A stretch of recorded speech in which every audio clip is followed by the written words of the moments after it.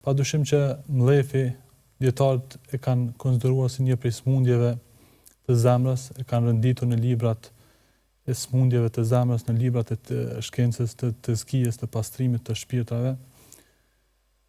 Dhe shumë prej dietarëve konsiderojnë si një prej mëkateve të mëdha, minel kebair. Prandaj besimtarit duhet me pas shumë kujdes. Për definimeve që kanë bërë dietarët, sa i përket në gjuhën shqipe, kur shikojmë fjalorin, atëherë shohim se mlef është domethënë grumbullimi i zemrimit, i hidhrimit i natit në zemër, duke synuar që ta shfryjmë këtë mlef, këtë inat, këtë zemrim në një moment caktuar të favorshëm për neve, që përfshin gjithashtu edhe një lloj armiqësie ose dashakëtësie ndaj tjetrit. A është ky edhe koncepti i mlefit sipas po themi burimeve islame? Kur i shikojmë në librat islam, atë gjejmë shprehje të ndryshme, padyshim gjuha arabe është shumë e pasur, gjejmë shprehje si hiqt që është shumë e parafort, ndoshta më e paraforta me mlefin në gjuhën shqipe, apo ghil, apo ghaidh, siç thot Allahu për shembull në ajetin kuranor, wal kadhimin al ghaidha wal afina anin nas wallahu yuhibbul muhsinin, ku Allah në këtë ajet i përshkruan ata që garojnë, edhe ky Ramazani është muaj i garës për të mirën, Allah i përshkruan ata që garojnë për tek falja e Allahut, për tek xhenetet e Zotit, dhe duke i shpjeguar cilësitë e atyre garuesve që dëshirojnë kaq shumë xhenetin, thot ul kadhimin al ghaidha, dhe ata që e frenojnë mlefin. Domthon Allah nuk është kundër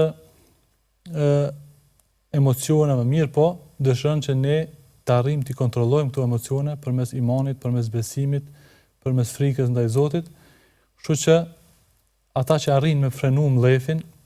pra vetëpërmbajtja është e kërkuara, sepse njeriu ndoshta dhe nga natyra e tij mund të jetë impulsiv, mund të jetë reagues, po vetëpërmbajtja është. Pra ajeti vazhdon wallahu yuhibbul muhsinin, dhe Allahu vërtet i don ata që janë bamirës, që arrin me ndal mlefin e tyre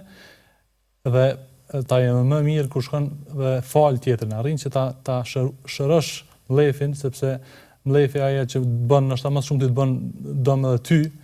duke e mbush zemrën tënde, duke rëndu zemrën me mendime të këqija, me inate, dhe derisa mundet me shkaktuar ndoshta smundje tamam mjekësore, përderisa ti nuk arrin me shfryja të mlef, kështu që feja na udhëzon që ne t'i falim të tjerët, pikërisht tash kur jemi në muajin Ramazanit, ku një prej gjërave që synojmë është falja ndaj Zotit, andaj padyshim ne e dimë se për me arrit faljen e Zotit duhet ta arrijmë ta frenojmë mlefin ton dhe t'i falim të tjerët, t'ja bëjmë halal të tjerëve, ashtu që shpresojmë se edhe neve Allahu pastaj të na fal, për shkak se edhe ne dimë të falim.